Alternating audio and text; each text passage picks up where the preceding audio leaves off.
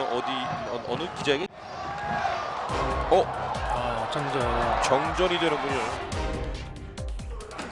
안녕히 계세요.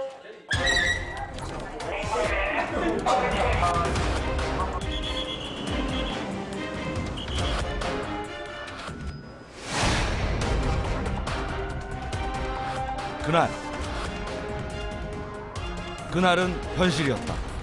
하지만 그날은 지구에 내린 하늘의 마지막 경고가 아니었을까?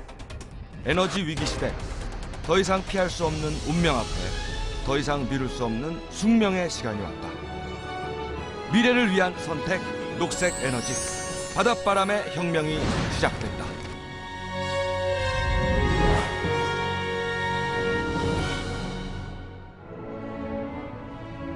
바다, 바람, 그리고 오름. 제주섬의 어머니산 한라산 줄기 따라 펼쳐진 자연의 지도. 제주는 그야말로 섬 전체가 하나의 자연의 작품이라고 해도 과언이 아닙니다. 바람. 천혜의 자연 자원 중에서도 제주의 가장 대표적인 자원이죠. 제주는 지금 바람의 걸작을 준비하고 있습니다. 바람의 힘, 바람의 에너지화를 위한 제주의 노력은 지난 10여 년 전으로 거슬러 올라갑니다. 제주 최대 규모인 33메가와트의 전력을 생산하는 3달 풍력단지. 총 11기의 풍력 발전기는 제주도 17,000여 가구에 전력을 공급할 정도입니다. 최근 들어 풍력 발전이 친환경 에너지로 주목받고 있습니다. 하지만 소음과 경관 훼손 등에 따른 주민들의 민원이 끊이지 않아 공사가 중단되거나 지연되는 사례들이 속출하고 있습니다. 너무 섣부른 기대였을까요? 자연유산의 보고 제주도 곳곳에 생채기가 나기 시작했습니다. 그리고 그즈음 곳곳에서 육상 풍력 설치 반대 목소리도 거세졌죠.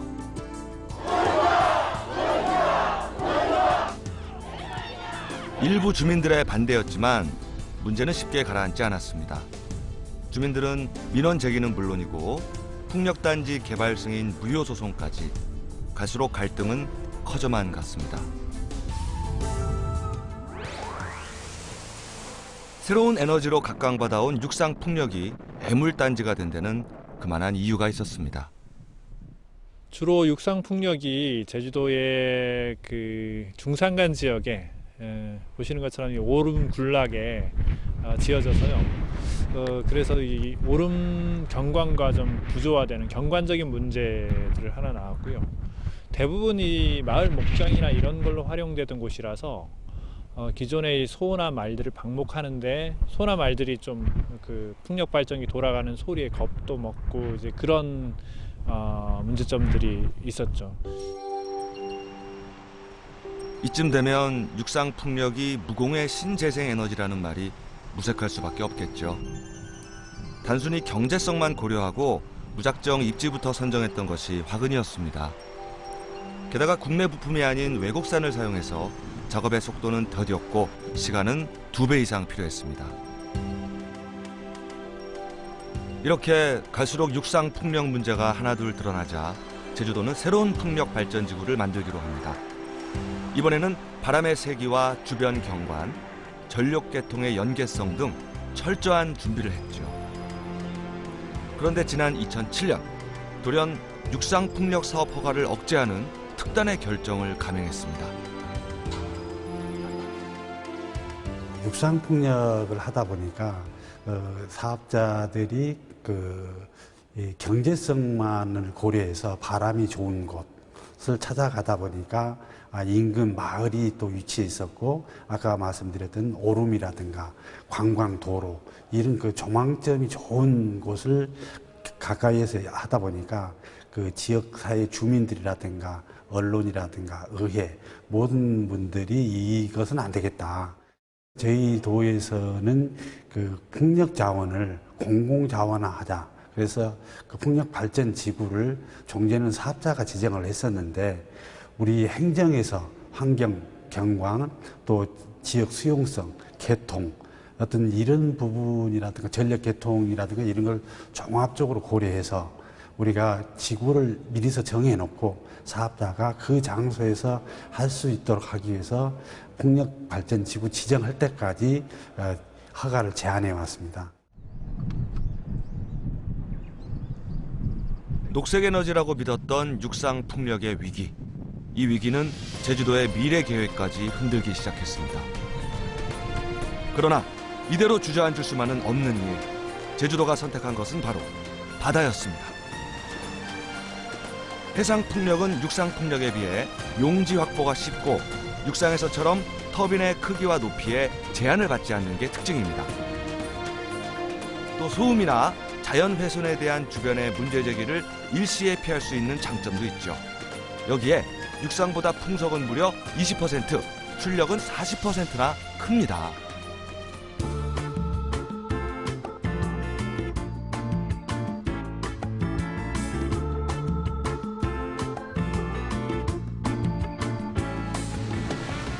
바닷바람. 해상풍력은 덴마크 등 유럽에서부터 불었습니다. 세계 최대 신재생 에너지의 나라, 바람의 땅 덴마크. 덴마크 정부는 2030년까지 전체 전력 수요의 절반을 풍력으로 채운다는 목표를 세웠습니다. 신재생 에너지 산업은 덴마크에 많은 일자리를 창출했고 현재 5만 명 이상이 신재생 에너지 관련 산업에 종사하고 있을 정도입니다. 또 풍력 에너지를 수출까지 하는데요. 해마다 엄청난 경제적 가치를 창출하고 있다고 합니다. 참 부러울 따름입니다. 덴마크가 풍력 산업에 뛰어든 건 지금으로부터 40여 년 전인 1970년대. 오일 쇼크로 모두가 혼란에 빠진 그때 위기가 이들에겐 기회가 됐습니다. 바람의 힘으로 만든 전력은 해저 케이블을 통해 코펜하겐 3만여 가구에 공급됩니다. Offshore wind turbines gives better energy because you can have bigger wind turbines. You have a more smooth and energy-rich wind at sea compared to land, where it hits all sort of buildings and so on and lose a lot of energy. 풍력 발전기 생산 세계 최고를 자부하는 덴마크 베스타스. 농기구와 선박, 자동차 부품을 생산하던 중소기업은 풍력 발전기 제조 이후에 세계를 주도하는 거대 기업이 되었습니다. 그리고 그 경제적 가치는 고스란히 지역에 재분배됐죠. We have over the years gone from a very few people investors to more than 20,000 people worldwide. And we know that wherever we go, we create a lot of jobs. And if you want to have let's say, a rule of thumb, you can say that every time we have manufactured and installed 1 megawatt, we have in total created about 15 new jobs. 유럽 전역에 불어닥친 바닷바람 열풍. 급속도로 성장하고 있는 해상 풍력 발전 국가들의 치열한 생존 경쟁은 이미 시작됐습니다. 전 세계에 해상 풍력 붐이 불고 있는 지금, 어쩌면 우리에게도 기회가 온 것은 아닐까요? 지난 10월 10일 새벽 6시, 이제 막 어둠이 걷히기 시작한 전북 부안 격포항. 격포항에서 1시간가량을 배로 달리다 보면 멀리 80m 높이의 기상탑이 바다 한가운데 우뚝 서 있습니다. 이곳은 육지로부터 40km가량 떨어진 부안 앞바다입니다. 오는 2019년까지 이곳에는 10조 원가량이 투자돼 5메가와트급 풍력발전기 500여 기가 세워지는 해상풍력단지가 건설될 예정입니다. 철탑 형태의 이 대형 구조물은요, 국내 최초로 해상에 설치되는 서남해 해상풍력단지 조성을 위해서 지난 2010년 설치된 기상탑입니다. 빌딩 높이 30층에 달하는 이 탑은 해상풍력 발전 사업에 있어서 가장 중요한 풍향과 풍속 기록을 24시간 수집하고 있습니다. 조심해서 다녀오세요. 우리가 몰랐던 바닷속 세상은 어떤 모습일까요? 지난 1년여 동안의 생태계에는 어떤 변화가 일어나고 있을까요? 날씨가 궂은 탓인지 선명하진 않지만 기상탑 하단 곳곳에 붙어있는 바다 식물과 물고기들은 마치 기상탑을 서식지로 여기는 듯 했는데요. 곳곳에서 보금자리의 흔적이 발견됐습니다. 이게 설치 전에 저희가 조사한 것보다 기상탑을 세워가지고 저기 수중 촬영을 통해서 얻어진 결과에 의하면은 상당히 많은 물고기들이 이 기상탑이 어초 역할을 해가지고 모여들었고, 그런 게 아주 긍정적으로 역할을 할 거라고 생각을 하고요. 향후에 이제 해상풍력 단지가 조성이 되면 그런 그 하부 구조물에 그 어초 역할을 할 수 있는 기능들을 넣어가지고 이 생태계를 같이 살리면서 발전도 이제 같이 하는 그런 공생관계의 산업 구조가 될 수 있도록 노력을 해야 된다는 생각을 하고요. 인간은 전력 자원을 얻고 자연은 삶의 터전을 얻는 새로운 미래 산업. 하지만 그 터전을 내준 자연의 질서를 잘 살펴야겠죠. 그게 바로 진정한 미래 에너지의 가치일 테니까요. 생물의 또 다른 서식지가 된 기상탑. 앞으로 해상풍력단지의 조성에 청신호가 되고 있습니다. 환경에는 영향을 덜 주면서 에너지는 풍부한 것. 이게 바로 우리가 해상풍력에 주목하는 이유입니다.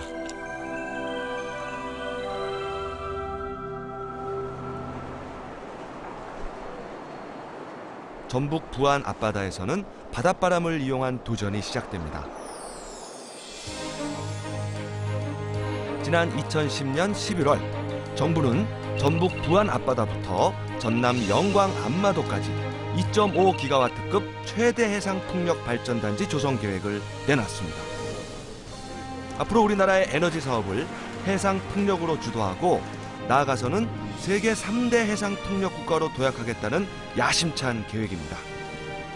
이대로라면 여의도 면적 3배에 달하는 바다 위에 25층 높이의 발전기 80기가 세워진 덴마크 바람의 풍차 호른수레어보다 무려 9배나 큰 해상풍력단지가 건설되는 거죠. 자, 그럼 여기에는 어떤 해상풍력기가 세워질까요? 해상풍력 발전기는 해저면에 고정되는 하부 구조물 2단 혹은 3단의 타워, 발전기 본체인 너셀, 3개의 날개, 블레이드로 이루어집니다. 전북 부안 위도 앞바다에서 전남 영광 안마도 앞바다에는 5메가와트급 500여 기가 설치돼서 전력을 생산하게 될 텐데요. 이 해상풍력 발전을 통해 얻어진 2.5기가와트 전기 중 1, 2단계는 전북 고창 변전소로, 3단계는 새만금 변전소로 연결돼 각지로 공급됩니다. 이것은 원전 2기의 발전 용량과 맞먹는데요. 서울시 인구의 절반 혹은 부산과 대전, 포항시 전체의 전력을 댈 만큼 막대한 양입니다. 앞으로 10년 뒤 대한민국의 녹색 에너지 꿈이 이곳에 어떻게 펼쳐질지 벌써부터 궁금해집니다. 정부의 계획이 발표된 후 각 자치단체마다 마음이 급해졌습니다. 정부가 차세대 핵심 녹색 산업으로 해상풍력 발전에 집중하고 본격적인 수출 산업으로 육성한다는 게 알려졌기 때문이죠. 호남 광역 경제권으로 전라북도와 어깨를 나란히 하고 있는 전라남도, 2천여 개 섬과 6,400km 해안선, 얕은 수심, 북서계절풍이 6개월 이상 관통하는 등 풍력 여건이 국내 연안 중 가장 좋은 것으로 평가받고 있습니다. 저희 그 서해안은 수심 깊이가 한 20m 내외입니다.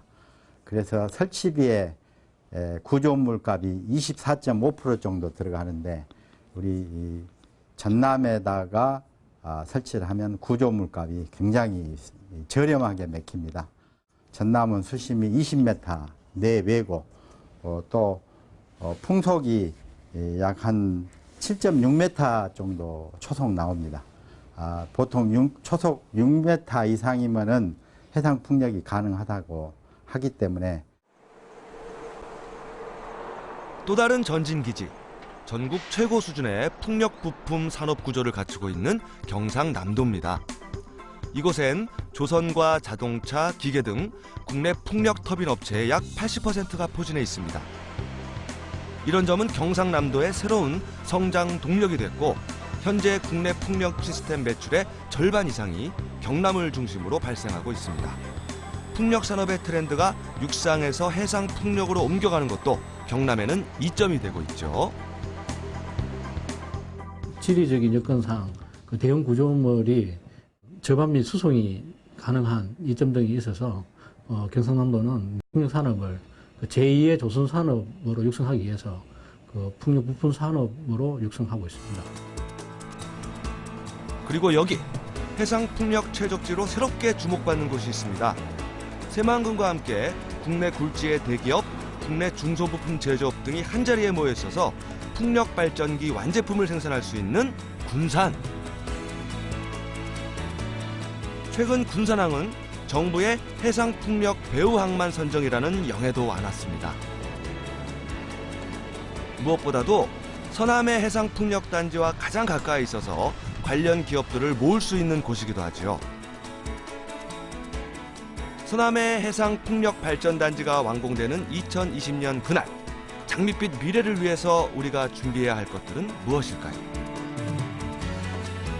그 첫 번째 과제로 우리는 세계 경제 중심으로 떠오른 중국을 예의주시하지 않을 수가 없습니다.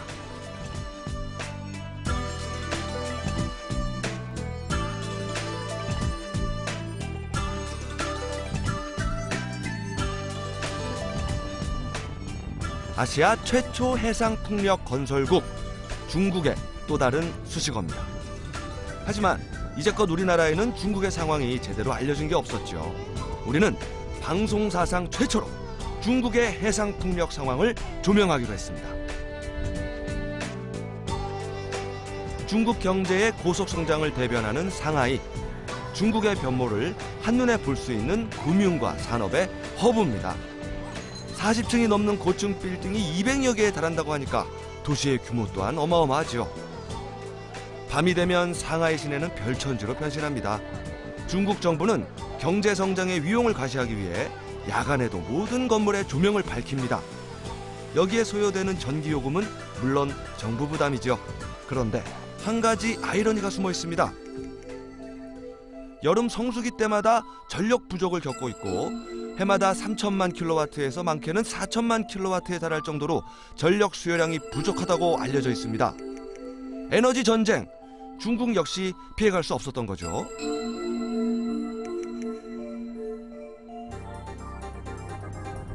이때 중국이 주목한 것은 바로 신재생 에너지입니다. 중국 경제의 심장부인 상하이 도심지에서 자동차로 1시간 거리, 해무 속 둥하이 대교 앞 바다가 서서히 위용을 드러냅니다. 20여 킬로미터를 달리다 보면 양쪽에 거대한 해상 풍력단지가 우리를 맞이합니다. 수십여 개의 풍력기가 바닷바람을 타고 거대한 군무를 추고 있지요. 지난 2010년 아시아 최초로 해상에 준공된 이곳 동해대교 해상풍력단지는 총 102메가와트 규모로 3메가와트급 풍력발전기 34기가 설치돼 전력을 생산하고 있습니다. 상하이 루차오항에서 세계 최대 무역항인 양산항까지 연결하기 위해서 바다 위에 건설된 다리 둥하이 대교. 그 길이만 무려 32.5km에 달합니다. 지난 2010년 상하이 엑스포 때 국내외 선전용으로 준공했다는 둥하이 대교 해상풍력발전단지. 당시 10만 킬로와트 해상풍력발전소 전체 34대 설비가 정식 가동에 들어가서 엑스포에 청정에너지를 제공했습니다. 이것은 연간 10만 톤에 달하는 석탄을 절약하고 20만 톤의 이산화탄소 배출을 절감하는 효과를 얻을 수 있었는데요. 상하이 20만 가구에 무려 1년 동안이나 전력을 충족시킬 수 있는 규모입니다. 그렇다면 이 거대한 해상풍력단지 건설을 중국은 어떻게 이렇게 빨리 만들 수 있었을까요? 우리가 찾은 곳은 상하이 감측설계연구원. 해상풍력발전기 하부 구조물의 설계를 맡았던 곳입니다. 풍력과 해양, 태양에너지에 대한 연구를 하는 800여 명의 박사급 연구원이 근무하는 국역 연구기관이기도 하죠.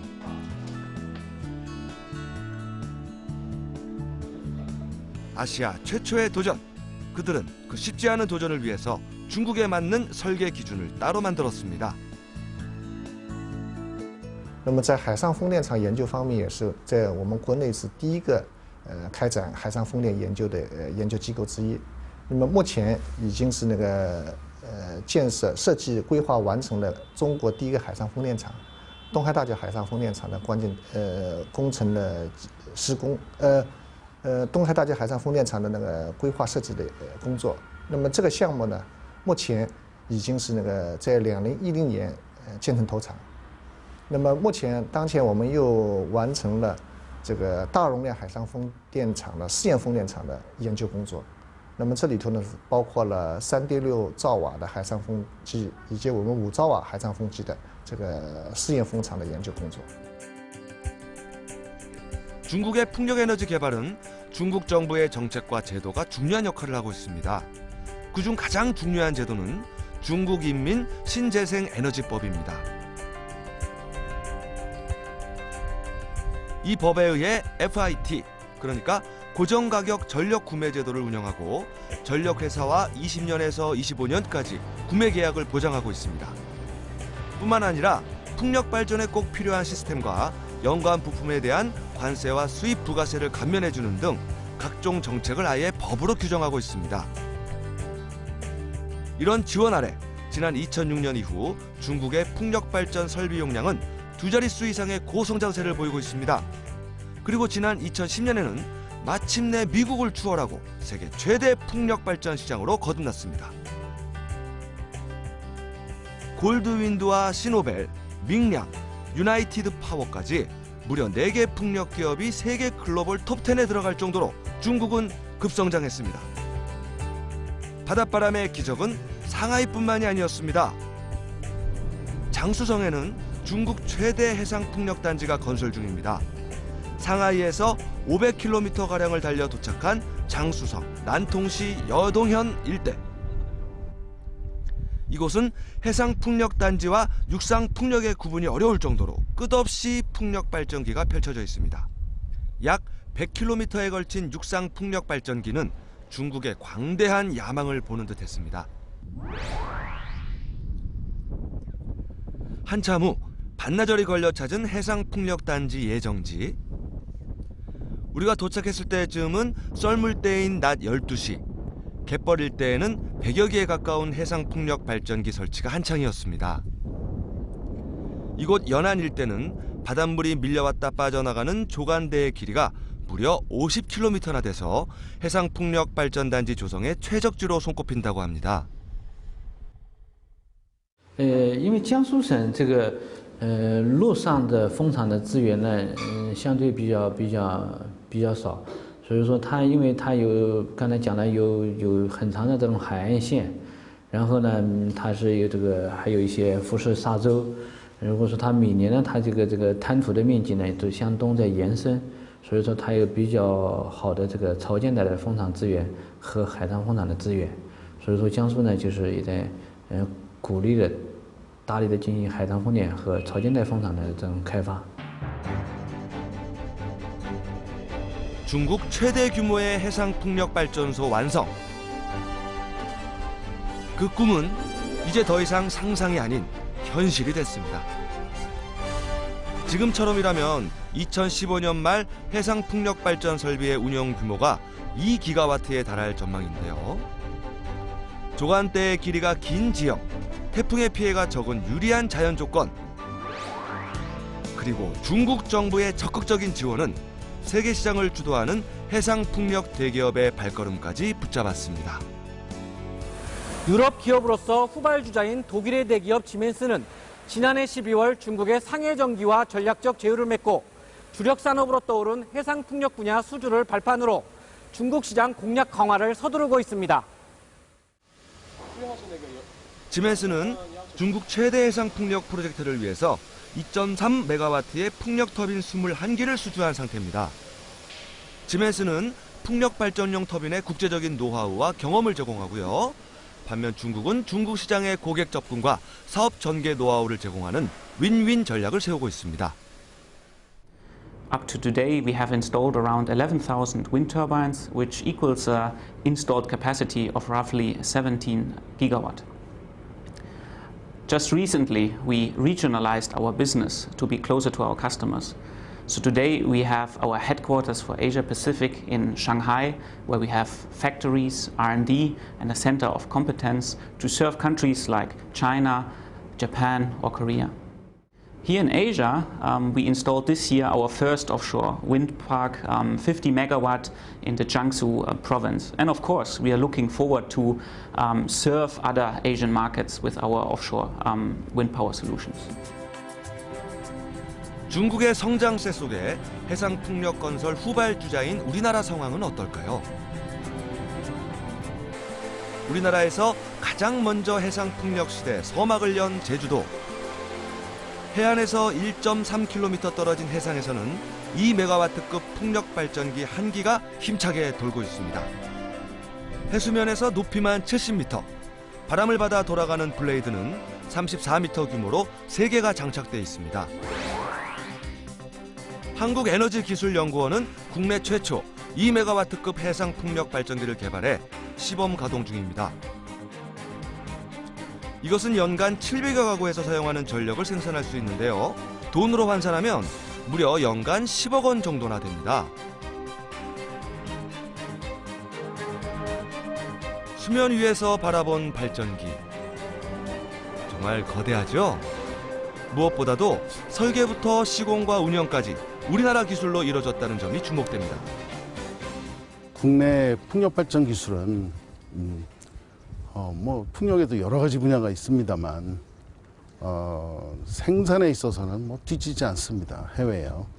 그렇지만 단 그 핵심 기술 부분 또 디자인 기술 이런 것들은 좀 떨어지는 게 사실입니다. 그리고 늘 하다 보면 국산화율을 묻습니다. 사람들이 저게 국산화가 얼마나 된 겁니까? 근데 그거는 국산화율은 비용으로 따질 수도 있는 것이고 부품 수로 따질 수도 있는 것이고 여러 가지 방법이 있지만 대부분 60% 정도 내외로 국산화가 됐다고 보시면 됩니다. 제주 해상풍력발전기 가동 성공으로 최적의 해상 기초구조물과 해저 전력선 접속부터 설치와 운영까지 해상풍력발전단지 조성에 필요한 전 과정의 기술을 확보하게 된 셈이죠. 순수 국내 기술의 산물이 여기 또 있습니다. 우리나라 최초 3메가와트급 해상풍력발전기 국제 인증을 받은 두산중공업. 시운전을 완료하고 현재 정상 운전 중입니다. 하지만 최초의 국산화 개발 도전은 결코 만만치 않았습니다. 해상 풍력 발전기를 설치하기 위해서는 기반 기술이 많이 확보가 필요합니다. 최초 해저 케이블 시공 기술, 해저 자켓 구조물 기술 이런 기술들이 많은 확보가 필요한데 본 시제품을 설치함으로 해서 저희들은 그에 대한 기반 기술을 국산화 기반 기술을 확보한 상태입니다. 그렇다면 현재 국내 기술 개발은 어느 정도 수준일까요? 국산으로 제작된 블레이드 테스트가 한창입니다. 바람을 일으키는 과정에서 가장 중요한 날개. 해상풍력에서는 전력 규모가 큰 만큼 초대형 블레이드 제작 기술이 성공 여부를 가르기도 합니다. 전북 군산에는 우리나라 최초 블레이드 개발 회사가 입주해 있습니다. 육상용부터 해상풍력용 블레이드까지 이미 개발 완료, 전격 출격만 남았습니다. KM은 이제 아시다시피 브레이드 제조 전문 회사입니다. 브레이드는 이제 육상용 브레이드는 3메가급, 즉 50m 미만의 브레이드까지 통상 쓰게 되고 해상풍력용 브레이드는 45m 이상의 그 대형, 초대형 브레이드를 사용하게 됩니다.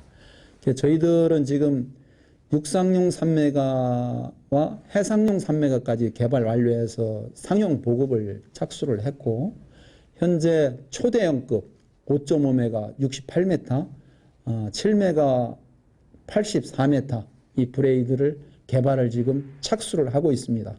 그래서 저희들 KM 입장에서는 육상용보다는 우리나라 그 시스템 제조사의 비전과 발맞춰서 초대형 브레이드 68m급 이상 브레이드 개발에 역점을 두고 있습니다. 풍력발전 타워 제조업체인 동국 SNC. 세계 경제난이 이어졌지만 미국과 일본 지역 수주가 늘어서 흑자 전환된 우리나라 대표 풍력기업입니다. 그 바탕에는 숨겨진 기술이 있었는데요. 바로 해상풍력발전기 타워 건설 기술입니다. 지난 10년간 육상 풍력 터빈 타워를 제작해가지고 세계 글로벌 업체들한테 공급을 했습니다. 북미, 유럽뿐만이 아니고 전 세계적으로 글로벌 탑 10에 들어가는 터빈 업체들한테는 거의 다 공급을 했습니다. 그래서 그런 쪽에서 저희가 가지고 있는 노하우, 기술, 그다음에 최고의 품질력, 이미 세계의 유수의 터빈 업체들한테 모두 다 공급을 한 그런 실적이 있기 때문에 그런 면에서 저희가 상당 부분 좀 강점을 가지고 있습니다. 그리고 그게 저희 경쟁력의 원천이 된다라고 볼 수 있을 것 같습니다. 자, 이렇게 우리나라에서도 세계 시장을 향해서 거침없이 항해 중인데요. 국내 대기업들도 풍력산업 기술 개발에 주력하고 있습니다. 특히 지난 2010년 3월 전북 군산에 준공한 현대중공업. 풍력 터빈 시스템 생산과 실증을 목표로 5.5메가와트급 풍력 발전기를 한창 개발 중입니다. 현재 계획은 제주도에서 인증을 받으려고 합니다. 현재 계획은. 그래서 그 부분은 지금 우리 국내 직영부하고 애기평에서 많은 협조를 해주셔서 우리가 지금 제주도 쪽을 목표로 지금 추진을 하고 있고, 제주도에서 단위기기에 대한 인증을 내년 연말까지 받고, 지금 서남해상, 현재 서남해상의 실증단지에 그 제품을 넣어서 실증단지에서 해상에 대한 실증시험을 할 겁니다. 그래서 그 실증시험이 끝나고 나면은 이제 세계시장에 그 제품을 내놓고, 그죠? 그 제품을 판매하는 걸 그렇게 연결을 시킬 겁니다. 하지만 해상 풍력이 세계 시장으로 나가기 위해서는 아직 우리나라는 넘어야 할 산이 많습니다. 당장 트랙 레코드, 즉 운전 이력이 필요한데요. 그동안 이렇다 할 실증단지조차 없었던 게 우리의 현실입니다. 뒤늦게 부안과 영광 앞바다에 국내 첫 해상풍력발전단지 건설을 계획 중인데요. 이제야 해상풍력발전기 실증을 진행할 수 있게 된 겁니다. 단연코 국내 업체들이 이제 해외 진출을 하고 신성장 동력으로 풍력 사업을 하기 위해서는 딱 한 가지입니다. 트랙 레코드입니다. 그래서 물론 각 업체들도 지금 단지 개발을 자체적으로 한다든가, 또는 이제 민간 사업자를 같이 조인해서 개발한다든가 여러 가지 노력을 하고 있습니다. 하지만 각종 인허가 또는 주민들과의 동의 문제, 이런 또 환경 규제 문제, 또는 바람 입지 조건이 이렇게 좋지 않다는 여러 가지 차원에서 국내에서만 한 개 업체가 100기의 어떤 실적을 확보하기는 정말 사실 어렵거든요. 그래서 어떻게 보면 정부가 조금 어떤 규제라든가 어떤 정부의 어떤 인허가 사항 같은 걸 좀 간소화시켜주고, 아시아 최초 해상 풍력 단지를 건설한 중국 역시 여러 가지 고민이 깊기는 마찬가지인데요. 우리보다 한 발 앞서서 국산화를 시도했지만 실제 세계 시장에서 기술력을 인정받기란 쉬운 일이 아니었던 거죠.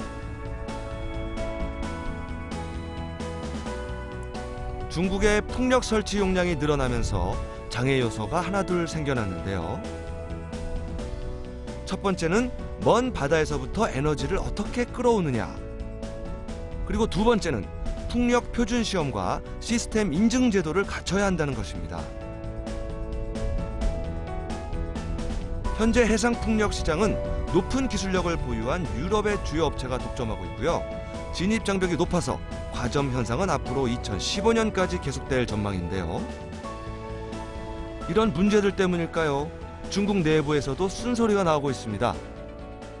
那么这些成本后期发生了之后呢，在我们现在的这个上网电价的条件下，也没有办法去平衡，所以现在很多海上风电项目，它就确实，其实整个的新能源项目、发电项目都有这样一个问题，因为我们现在真正的电网部门它没有真正做到全额收购。根据我们的可再生能源法呢，我们是要求可再生能源的发电必须予以全全额收购，但实际上没有做到这一点。那如果克服这些问题的话，有什么就解决的方法呢？现在最直接的问题就是说，首先从这个体制机制上面设计，就是因为我们的电网，国家的电网它是垄断的，所以必须要让它能够打破垄断，要能够接纳这些海上风电。就是虽然从电网的角度来讲，他们把这些风电也好，太阳能也好，它定义为是垃圾电，因为这些电它既不稳定，它的成本又高。 중국은 풍력 산업이 급성장한 상황에서 우여곡절과 시행착오를 심하게 겪고 있었습니다. 이런 문제는 취재 과정에서도 여실히 드러났는데요. 이미 취재 약속을 했는데도 불구하고 당일이 되면 정부의 지시를 핑계로 거부하기 일쑤. 그래도 여기서 포기할 우리가 아니죠. 어렵게 중국의 한 풍력 부품 기업을 찾았습니다. 풍력 발전기의 중요 핵심 부품인 증속기를 생산하는 중국 장수성의 한 기업. 이곳은 지난해 5억 위엔, 우리 돈으로 800억 원에 달하는 매출을 올렸습니다. 풍력 관련 중소기업 가운데 중국에서도 세 번째로 높은 매출을 올릴 정도로 튼실한 기업이죠. 그런데 이게 웬일일까요? 취재를 허용한 처음과 달리 갑자기 공장 기밀을 이유로 거부했습니다. 바로 옆에 있는 또 다른 풍력 부품 핵심 기업도 상황은 마찬가지. 다행히 30여 분의 끈질긴 설득 끝에 겨우 촬영 허락을 받아냈는데요. 물론 허용 범위에서만 가능했습니다. 경쟁국인 한국의 취재진에 대한 막연한 경계심 때문일까요? 그런데 풍력 발전기를 모두 수작업으로 제조하고 있었는데요. 마치 우리나라의 80년대 공장을 보는 듯하죠. 아무리 생각해도 취재를 허용할 정도로 뛰어난 기술 공정은 아닌 것 같은데 그럼에도 불구하고 이 기업은 국산화에 대한 자부심이 상당했습니다. 现在目前我们这个设计是完全是由我们自主这个设计，是应该说是可以说是100%的都是由于我们拥有自己的知识产权。在现在目前的所有的风电的齿轮行业当中，我们现在目前是处于最领先的一个地位。 중국 내 해상 풍력 산업을 한눈에 엿볼 수 있는 풍력 대기업 골드윈드. 중국의 초대 풍력 발전 설비를 제조해서 그만큼 자부심도 높은 곳입니다. 현재는 전 세계 두 번째 풍력 기업으로 자리 잡아서 지난 2010년에만 영업이익 176억 위엔, 우리나라 돈 3조 원이 넘는 매출을 기록했습니다. 그런데 어떻게 된 일인지 이곳 역시 정식 인터뷰를 거절했습니다. 그저 모두 다 핵심 비밀이라는데 참 답답합니다. 대규모 해상 풍력 발전이 이루어지고 있지만 기술력을 공개하는 것은 극히 꺼리는 중국 기업들. 해상 풍력 설비는 유지 보수가 어려운 만큼 제품의 질이 중요한데요. 우리는 취재 도중 실제 해상 풍력 발전기를 수리하는 업체를 만났습니다. 1.5메가와트급 풍력 발전기 수리가 오늘 이들의 과제. 하지만 80m 높이의 블레이드를 오로지 밧줄에 의지한 채 맨몸으로 오르는 모습은 무척이나 위험해 보였습니다. 게다가 이 모든 작업을 직접 손으로 수리하고 있었는데요. 어쩌면 이 모습이 지금 중국의 현실을 말해주는 게 아닐까요? 아직까지 이제 중국의 그 풍력 산업 그리고 해상 풍력 산업의 그 역사가 아직 일천하고 또 안정성이 담보가 되어 있지 않고요. 또 중국의 법제들 그리고 산업 질서들도 아직까지는 명확하게 규정되어 있지 않은 것들이 사실입니다. 현재까지는 이제 중국의 기술 수준이라든가 규격 이런 것들을 아무래도 이제 구미 선진국의 사례들을 많이 참고하는 경향들이 있고 향후에 중국 차이나 스탠다드가 이제 중국이 일정 규모의 시장을 형성하게 된다면은 아마 소위 말하는 차이나 스탠다드, 중국의 시장의 질서, 중국의 기준들이 확립되면서 새로운 세계 질서를 다시 정리해 나갈 가능성도 있다고 판단됩니다. 낮은 기술 신뢰도, 이 어려운 숙제를 풀지 못한다면 중국은 결코 세계 시장에서 인정받지 못할 것입니다. 같은 실수를 반복하지 않으려면 우리 역시 중국의 상황을 거울 삼아야겠죠. 그런데 우리나라의 상황도 그리 녹록지는 않습니다. 취재를 수차례 요청했지만 삼고초려 끝 겨우 4주 만에 허용한 곳이 있는가 하면 아예 취재를 못하게 하는 곳도 있었습니다. 다만 생산 단계가 아닌 설계만 있을 뿐이고 아직은 개발 단계라는 이유만 들을 수 있었죠. 조선업을 바탕으로 세계 최고의 기업이라고 자부할 정도로 자신만만했던 이들 대기업이 왜 이렇게 풍력 발전 취재에 민감한 반응을 보이는 걸까요? 국내 풍력 개발이 굉장히 지금 부진하고 있습니다. 지금 특히 아직은 우리가 해상 풍력은 본격적으로 안 들어갔습니다만 국내 풍력 개발을 위해서 신청한 물량 중에서 약 980메가와트가 지금 계류 중에 있고 아직 허가가 안 나고 있습니다. 이런 것들 때문에 지금 어떤 터빈사, 시스템사 또 부품사들 상당히 지금 어려움에 처해 있고요. 그다음에 외부적인 요인으로서는 해외 수요마저도 현재 지금 유럽의 어떤 재정 위기라든지 글로벌 경기 침체 이런 것들 때문에 해외 수요도 상당히 지금 침체해 있기 때문에 현재 우리나라 주요 기업들은 해상 풍력 발전 3메가와트에서부터 7메가와트까지 세계 최고의 기술력을 갖고 있습니다. 하지만 아직 풍력 발전기 설치 운영에 대한 경험과 실적이 부족해서 해외 시장 진출이 어려운 현실입니다. 업체들의 해상 풍력 터빈 개발 착수 시점이 늦었고 개발을 완료한다고 해도 인증 획득에만 1년 이상이 걸리는 상황에서는 당연히 기업에 압박이 될 수밖에 없는 것입니다. 현실성이 결여된 사업 기간과 부족한 기술력, 무엇보다 명확한 경제성 분석 없이 서둘러 계획만 세우다 보니까 기업은 혼란스러울 수밖에 없는 거죠. 마음은 급하지만 그렇다고 방향을 잃은 채 속도만 내면 아무 의미가 없을 텐데요. 이럴 때 잠시 한숨 돌리는 지혜가 필요하지 않을까요? 대정이나 한경 이런 데서 추진이 되고 있는데 제일 먼저 해야 될 건 기상탑입니다.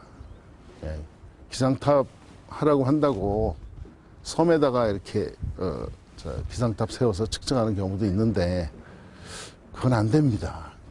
바다에서는 바람만 중요한 게 아닙니다. 해류, 파도, 염분, 자외선 모든 게 다 중요하거든요. 그런 점에서 조금 너무 우리나라 좀 서두르는 감이 있다. 이 절차가 있는데 좀 지나치게 서두르는 감이 우려가 되기도 합니다. 보면 예를 들면 문도 안 열고 그냥 밖으로만 나가려는 것처럼 좀 절차를 알고 차분차분 대응을 했으면 좋겠다고 생각합니다. 유난히 어려움이 많았던 2012년 기업마다 투자 보류가 이어지면서 해상 풍력의 미래가 그리 밝지만은 않습니다. 하지만 무엇이든 첫 술부터 배부를 수는 없겠죠. 융합과 상생의 전략에서 가능성을 찾아보면 어떨까요? 세계 제1의 조선 강국 대한민국. 조선 산업과 해상 풍력 산업의 공통점을 살린다면 상당한 시너지 효과를 가져오지 않을까요? 조선 산업하고 해상 풍력 산업하고 비슷한 분야가 해양 엔지니어링이라든지 그다음에 어떤 동력, 그다음에 전장 분야 이런 데서 상당히 유사한 산업입니다. 그래서 이런 유사점 이런 유사점이 있기 때문에 어떤 실용화 기술이라든지 적용 분야에서도 상당히 공통점이 있기 때문에 저희가 조선 산업에서 어떤 발전된 기술을 잘 끌어만 온다고 그러면은 해상 풍력 산업도 저희가 바로 끌어올릴 수 있지 않을까 제가 그렇게 보고 있죠. 그렇다면 해외 선진국들은 우리나라를 어떻게 바라보고 있을까요? 국내 최초 해상 풍력 단지가 조성될 전북 부안에 전 세계 신재생 에너지 전문가들이 찾았습니다. 대체 에너지 확보 첫걸음을 뗀 우리나라와는 달리 이미 수십 년 전부터 녹색 산업을 육성한 선진국들. 오늘 이곳에 해상 풍력 지원 항만을 구축한 독일 브레머항 개발 책임자가 찾았습니다. 그의 시선에 우리나라는 어떤 모습일까요? You have a well-running port, you have the connection to the shipbuilding industry, you have space, and you have a very good location to the new offshore wind farms. 얼마 전 해상풍력 배후항만으로 지정된 전북 군산항에 대한 관심이 참 남달라 보이죠? 비슷한 시기 서울에서는 한국 풍력 기업의 영국 진출을 가늠해보는 세미나가 열렸습니다.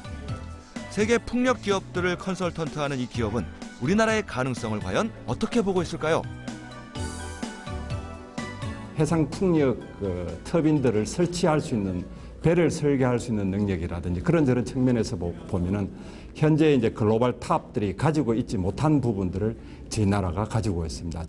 국내 회사들은 뭐 잘 아시다시피 뭐 이름만 들면 다 아는 이 글로벌 기업들이 전부 해상풍력 산업을 이제 그 드라이브를 걸고 있습니다. 그런 측면에서 우선 이제 브랜드에 대한 그런 기대치가 사실 굉장히 높고요. 해상풍력발전단지를 구축하기 위해서는 다양한 연관 산업들이 함께 이루어져야 됩니다. 풍력 시스템을 만드는 대기업에서부터 풍력발전기를 이루는 블레이드, 타워 등 하부 구조물 제조기업까지 무려 20개가 넘는 기업들이 움직여줘야 됩니다. 그 다음엔 항만과의 접근성입니다. 특히 우리나라 최초 정부 주도 해상풍력단지가 건설되는 전북 군산항의 경우 완제품을 생산하는 풍력 기업들이 반경 5km 이내에 있어서 해상풍력 지원 항만으로는 안성맞춤입니다. 그러니까 풍력발전기 제조부터 설치, 하자 보수까지 원스톱 관리가 가능하다는 거죠. 이 단순한 제조업 육성 그리고 제조업 일자리 창출에서 그치지 않고 2.5기가와트 사업을 이제 계속해서 거기서 전력을 생산하고 유지 보수를 해야 되는 문제가 발생을 하는데 여기에서는 수천 명의 유지 보수 인력들이 필요합니다. 향후. 그리고 유지 보수 기술들이 또 쌓여가지고 또 그 시스템 관리하는 것도 수출 산업화해야 되는 거고요. 그래서 이제 군산이 또 이제 유지 보수하는데 그리고 그 인력도 많이 양성을 해야 되고 그다음 거기에 또 일자리가 많이 생기는 거죠. 그래서 이제 우리가 제조업에서 직접적인 일자리를 만들고 그다음에 수출 산업화하고 그다음에 또 그 유지 보수 산업에서도 계속해서 일자리를 만들어내고 그다음 그것도 수출 산업화하고 이런 것들을 통해서 궁극적으로 세계 3대 그 풍력 강국으로 대한민국이 나가는데 그 중심 역할을 우리 전라북도에서 하는 겁니다.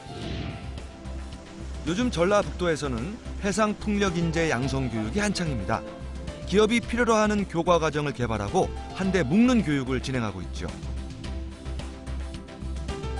전북대학교에서는 풍력 터빈과 해상 토목 교육이 진행되고요.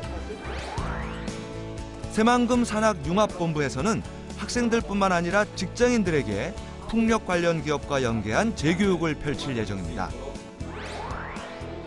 특히 군산대학교 풍력기술연구센터에서는 국내 최초 풍력공학 박사를 양성, 기업에서 필요로 하는 맞춤형 인재를 배출한다는 목표입니다. 산업이 만들어지게 되면 그 산업을 뒷받침하는 게 여러 가지 요소가 있지만 가장 중요한 거가 바로 인재입니다. 그 산업을 뒷받침할 수 있는 인재가 제대로 된 인재들이 배출되고 있느냐. 그래서 그 인재가 적절한 시기에 적절하게 투입이 되게 되면 산업이 그 힘을 받고 기대 수준만큼 쫙 올라오게 되는 건데 그게 잘 적절하지 못하게 되면 시기적인 문제와 그 양적인 문제를 적절하지 못하게 되면 이제 산업이 확 크기가 어렵게 되는 그런 상황이 되죠. 저희 이 군산대학교 혹은 또 나아가서 우리 전라북도는 군산대학교, 전북대학교에서 벌써 한 4, 5년 전부터 그걸 스트림을 보고 인력 양성 준비를 하고 있었고요. 또 기술 개발을 쭉 해오고 있었기 때문에 앞으로 3, 4년 뒤에 확 산업이 커질 때 우리는 거기에 적절한 인력을 적절한 숫자만큼 대응해낼 수가 있습니다. 그래서 우리 지역에 오는 기업들이 어떠한 그러한 장애 요소가 없이 충분히 사업을 할 수 있게끔 도와줄 수가 있는 상황이죠. 풍력산업 인재로 거듭나기 위한 학생들의 도전도 남다른데요. 머지않아 바다 위에 띄워질 자신들의 꿈을 실현시키기 위해서 값진 땀방울을 흘리고 있습니다. 풍력이 앞으로 차세대 에너지라고 하잖아요. 일단 그 차세대 에너지를 한다는 사실 자체가 아무래도 좀 내가 나중에 산업에 큰 비전을 갖고 미래 산업에 제가 영향을 쏟아부을 수 있다는 메리트가 컸고요. 두 번째는 무엇보다 앞으로 다른 분야보다는 확실하게 비전이 크지 않을까 라는 저는 그런 생각을 가져서 의지를 갖고 하게 됐습니다. 제주의 풍부한 바람, 경남의 집적화된 산업구조, 전남의 최적화된 자연자원, 그리고 전북의 제조기업과 배우 항만 입지 조건까지 지금 우리나라의 강점들만 살린다면 대한민국의 해상풍력 강국 진입 충분히 가능하지 않을까요? 조선과 자동차, IT로 이어진 우리나라의 산업지도, 이제 그 지도가 바뀌고 있습니다. 바다와 바람의 만남, 새로운 백년지 대계가 지금 우리 앞에 펼쳐집니다. 해상풍력 같은 경우도 정부 2.5기가 사업처럼 그런 사업들을 한두 개 함으로 해서 트랙 레코드를 확보하고 그것들이 해외에서 인정을 해줬을 때 우리가 나가서 수출을 할 수 있고 그런 상황이 될 것 같습니다. 그래서 시장을 정부 입장에서는 가능하면 빠른 시간 내에 2.5기가 같은 그런 시장을 빨리 만들어주는 거. 그리고 또 우리나라 입장에서는 뭐 잘 아시는 것처럼 우리가 에너지가 없는 나라다 보니까 다 수입을 하지 않습니까? 97% 이상 수입을 하는데 한 해 한 에너지 수입이 한 200조 원 정도 될 것 같은데요. 그래서 태양광이나 풍력처럼 재생 에너지를 기본적으로 일단 우리가 가지고 있는 게 에너지 안보 측면에서 굉장히 중요합니다. 해상풍력 강국을 향한 대한민국의 힘찬 도전이 시작됐습니다. 그러나 글로벌 경제는 여전히 격변의 시기를 예고하고 있죠. 중국의 거침없는 부상과 세계 각국의 자원 확보 경쟁은 더욱 치열해질 것입니다. 바다에서 분 21세기 신바람 전쟁. 소리 없는 전쟁 속에서 우리는 녹색 에너지의 꿈을 이룰 수 있을까요?